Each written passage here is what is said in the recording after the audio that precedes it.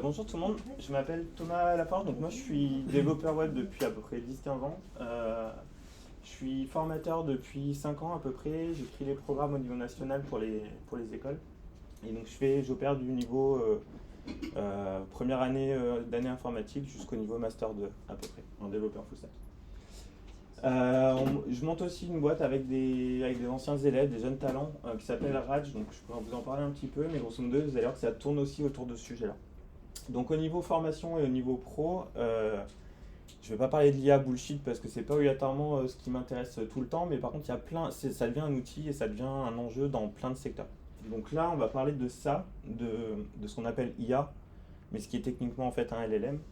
Et on va parler de ça au niveau local, ce avec quoi on va combler avec ce qu'on appelle un RAG, plutôt la base de données, tout ce qu'on va lier à ça. Je pense que d'un terme technique, je ne vais pas aller trop loin dans ces détails-là parce que la plupart du temps, vous connaissez déjà. Et si jamais il y a besoin, n'hésitez pas dans les questions à la fin. Donc, qu'est-ce qu'on va faire? Grosso modo, il y a un enjeu au niveau des LLM, c'est le fait d'avoir des données qui transitent de notre réseau vers des serveurs d'entreprises externes. Donc, historiquement, c'est un truc qu'on ne faisait pas. C'est quelque chose qu'on avait l'habitude de protéger. Et depuis qu'on a ça, en fait, il y a une telle intelligence et un tel intérêt pour nous que on laisse passer le truc et puis on utilise la pleine puissance, on est très content. On a un code ou des contrats, des choses qui sont générées pour nous qui sont d'un niveau super élevé. Et du coup, il y a des contraintes où on y fait un peu moins attention. Typiquement, je bossais chez Ledger avant, donc à Paris. Là, en ce moment, ils font des concours de qui utilise le plus de tokens à la journée, quoi. On en est un peu là. Donc, il y a des enjeux à ce niveau-là qui sont d'un point de vue RGPD, souveraineté des données, etc. Il y a aussi un enjeu au niveau des coûts, où en fait on a des tokens qui sont de moins en moins accessibles pour nous. Pour le commun des mortels, en entreprise, encore une fois, il y a moins ce débat-là. Et le prix qui varie énormément, donc de plus en plus cher. Il y a tellement de pouvoir que finalement, il y a un moyen de faire ce genre de choses.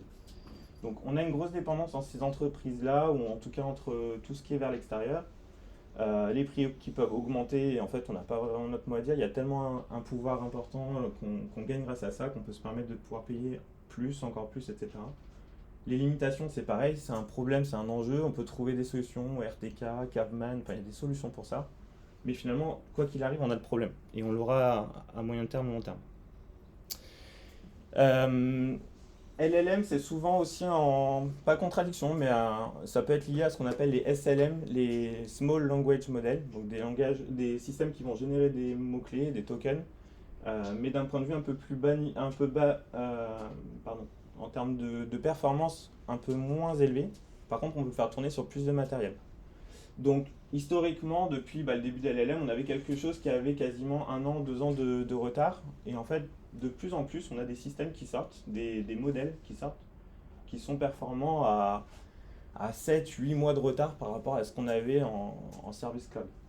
Donc là, je parle de GEMA 4, pour ceux qui ne savaient pas. GEMA 4, en fait, derrière, c'est Google, vous avez DeepMind, et qui sort des modèles comme ça au fur et à mesure. Donc souvent, ça fait partie, avec Llama au début, qui était plutôt côté méta, des modèles open weight, on appelle ça, OpenWeight, pardon, des poids qui sont en libre, un peu open source, et on se rapproche de comportements qu'on peut avoir sur d'autres modèles. Donc il y a 1 an, on arrivait à avoir des choses du niveau GP4O, donc avoir du multimodal, avoir des choses qui généraient assez rapidement, sans qu'on ait l'effet de mot après mot. Là maintenant, on a même du MOE, donc du Mix-Opt Experts, un peu ce que vous avez depuis 6 mois, qui est un peu magique sur les gros modèles, d'avoir dans votre gros cerveau que des zones qui s'activent au fur et à mesure et d'avoir des systèmes beaucoup plus tournés vers les agents. Donc la tendance, c'est d'avoir des choses qui sont de plus en plus quali, avec des tailles de plus en plus petites. C'est-à-dire qu'on n'a toujours pas augmenté en termes de nombre de paramètres, on a toujours à peu près les mêmes niveaux, et on a beaucoup plus de performance, d'efficacité par rapport à ça. Donc GEMA 4, grosso modo, il n'y a pas vraiment de choix, hein. On verra qu'il y a d'autres outils qu'on peut utiliser. Mais à chaque fois, on a des versions, sous-variants, etc. Je vous aiderai potentiellement à en choisir un tout à l'heure. Plus vous avez un nombre de B ici qui est grand, plus vous avez de paramètres. C'est ce qu'on a en milliards de paramètres. Et plus il est grand, plus il vous faut de la RAM pour pouvoir le stocker. On verra que ça aussi un enjeu. Donc nous, on va un peu tricher. Il n'y a pas besoin obligatoirement de tout maîtriser sur cette stack-là, enfin sur cette partie-là. Le choix du modèle est important. derrière, il y a moyen d'optimiser par rapport à ce qu'on va faire là. Là, on va utiliser un outil qui s'appelle LM Studio. Vous pouvez le lancer sur votre machine. Vous choisissez des modèles et vous les lancez, vous y avez accès. Nous, ce qu'on va utiliser, c'est le fait d'avoir lancé un modèle sur notre machine et derrière d'avoir la fonctionnalité de pouvoir lancer un. Ça va générer pour nous une API REST. Donc, on va pouvoir taper sur le modèle via des points d'API classiques. Donc, ça va pouvoir nous générer du code, etc. Alors là, on ne le voit pas, mais ce qui est important, c'est plutôt cette partie-là. C'est le fait que du coup, sur notre machine, quand on va lancer l'outil, il va nous générer sur localhost, sur le port 1, 2, 3, 4, des routes qu'on appelle OpenAI compatibles. C'est un format assez standard entre tous les différents providers de LLM. Et donc, vous savez, sur OpenCloud, CloudCode, etc., ils pourront aussi utiliser ces modèles. Donc, la route, elle est assez classique. Là, typiquement, ça là, c'est pour générer une complétion à partir d'un prompt. Ce qui est important, c'est grosso modo, on va pouvoir booster le modèle. Le modèle, on va dire que c'est le cerveau de base. Donc, c'est comment est-ce que vous avez amené le cerveau à l'école. Il sait compter, il sait lire, il sait faire plein de choses. Ça, c'est le modèle de base. Derrière, ce qui va être important, c'est que même si le modèle n'est pas bon, on va pouvoir le booster avec de la donnée très pertinente. Donc, notre donnée à nous, généralement, la donnée d'entreprise. Donc pour faire ça, on a une phase d'ingestion, c'est grosso modo pour générer le RAG. Le RAG, encore une fois, c'est une base de données, donc on va lui donner des PDF, des Markdown, des sites web, tout ce que vous voulez, n'importe quel format. Et le but derrière, c'est qu'il transforme ça en des données qu'on puisse utiliser ici. Donc il y aurait toute une explication à faire là-dessus, hein, mais grosso modo, on va découper nos fichiers, là dans notre cas Markdown, on va récupérer les informations qui sont importantes et on va les stocker dans une base de données ChromaDB qui est une base de données vectorielle. Donc le but c'est simplement d'avoir des données, des nombres qu'on va pouvoir relier les uns entre les autres. Et voilà. La deuxième phase du coup, c'est ce qu'on va essayer de faire, c'est de poser une question et d'avoir une réponse qui est enrichie par le prompt. Donc on a plusieurs systèmes pour faire des RAG. Honnêtement, j'en ai choisi un parmi tant d'autres. Pour la donnée qu'on va faire, c'est pas important. Lean, il est plutôt cool si vous voulez l'utiliser de votre côté pour avoir un stockage qui est petit. Donc si vous avez une donnée d'entrée qui est très grande. QMD, il est très particulier, il est très lié au format Markdown. Donc c'est très typé dev et moi dans mon cas. Mais vous n'êtes pas obligé d'utiliser celui-là. Là, dans ce cas-là, pour faire un truc un peu rigolo, j'ai fait une interface pour faire du chat, comme vous avez d'habitude dans ChatGPT.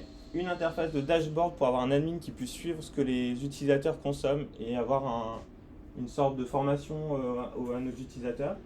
Et derrière notre API, ce qu'on va avoir, on a une phase d'authentification pour séparer l'administrateur des utilisateurs. On a des quotas, le RAG et les logs pour pouvoir justement suivre l'utilisation de cet outil-là. Derrière, on a LM Studio qui tourne sur notre machine. J'ai pas internet, donc clairement vous allez voir ce qu'on peut faire maintenant.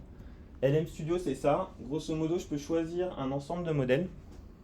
Ici, là, ce serait... Ici, vous avez Gma 4 qui tourne, pourquoi pas. Et vous avez des points d'API ici qui sont rendus. Donc on les voit ici. Hop, donc on va se faire la démo live. Il n'y a pas grand chose à voir, hein, mais vous allez voir que c'est quand même impressionnant de ce qu'on peut faire en local maintenant. Donc j'ai mon site ici où je vais pouvoir prompter des questions. Et ici, j'ai mon site d'admin où je peux suivre les utilisateurs, ce qu'ils ont fait comme prompt, etc. Je vais me loguer en tant qu'un utilisateur, on va dire Thomas par exemple. Il y a un cœur russe, mais ça c'est normal. Hop. Je vais juste récupérer un prompt pour pas avoir à le taper. Hop. Ce truc là. Il n'est pas complet, je crois. Ouais, c'est pas bien grave, je vais le compléter. En gros, moi je donne des cours et j'écris tout en marque. Donc j'ai du Markdown qui va générer les diapos. La diapo que vous avez regardée là, c'est ça, c'est du Markdown et derrière avec un peu de CSS en plus, ça fait une belle diapo. Donc ici, j'ai entraîné tous mes cours à moi qui sont en Markdown pour les lancer là-dessus. Donc en haut ici, je peux choisir soit d'utiliser que le RAG. Là, si jamais je demande hauteur de la tour Eiffel,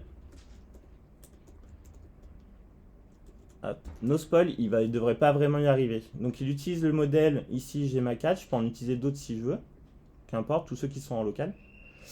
Mais là sur le RAG, normalement il ne va pas y arriver parce que je n'ai pas parlé de la tour Eiffel dans mes cours. Donc on peut laisser un peu tourner. Hop. On va juste vérifier. Donc là il est en train de processer le prompt. On voit et grosso modo il met à peu près 10-15 secondes. Hop.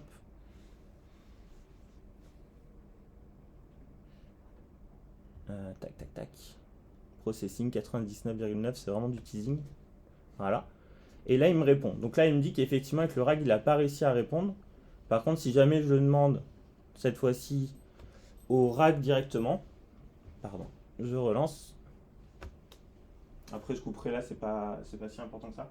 On voit que là, cette fois-ci, il utilise son cerveau, donc avec les connaissances qu'il a eues pendant l'entraînement. Donc là, Gemma, NoSpoil, il y a à peu près tout Internet qui est passé dessus. Et là, il est capable de nous répondre rapidement. Encore une fois, j'ai pas Internet, donc ça reste quelque chose d'intéressant. Et après, pour générer un cours, je peux utiliser cette fois-ci le RAG plus le LLM, la puissance du LLM, et lui demander du coup de me générer un cours sur ce que vous voulez. Je sais pas, GraphQL par exemple. Et donc cette fois-ci, normalement, il doit me générer des diapos. Je pourrais vous relancer l'entraînement, la génération tout à l'heure, sans demander à utiliser le RAG local, donc mes données à moi, et vous verrez qu'il va faire quelque chose de beaucoup moins pertinent. Là, on a vraiment le système de diapos avec les 3 tirés, et on a vraiment un format qui ressemble à ce que moi je fais dans mes cours. Donc là, désolé pour le cours de GraphQL, il y a peut-être des choses que vous savez déjà, mais là, il me réexplique tout ça. Si je le coupe une dernière fois, et après je vais m'arrêter là, je pense. Si je lui demande sans le RAG, donc cette fois-ci, on va dire comme si j'étais sur ChatGPT. Hop. Il va me générer quelque chose, mais cette fois-ci, on voit qu'on n'a pas le format MARP. On a une sorte de diapo, donc il a compris qu'il vous fallait des diapos, il m'a fait des tirés, des choses comme ça, mais c'est pas le format que j'attends et c'est pas quelque chose que je pourrais utiliser avec mes données. Hop. J'arrête là pour pas trop dépasser, mais grosso modo, dans la diapo, vous pourrez retrouver les points forts, les points faibles, comment le faire tourner sur votre machine. Et puis du coup, si vous voulez un truc un peu plus performant, nous, ce qu'on a mis en place, donc avec des setups qui sont un peu différents en termes de machine, Mac de préférence, si vous voulez faire du local comme je viens de le faire, il y a de la mémoire unifiée qui facilite la vie. Sinon, vous pouvez le faire avec des cartes graphiques ou alors vraiment avec des outils un peu plus boostés pour l'IA. Et ça, c'est ce qu'on propose avec Raj, justement sur le fait de faire ça en entreprise, pouvoir évangéliser un peu sur ce sujet-là, faire attention à vos données locales et voilà. Je coupe là.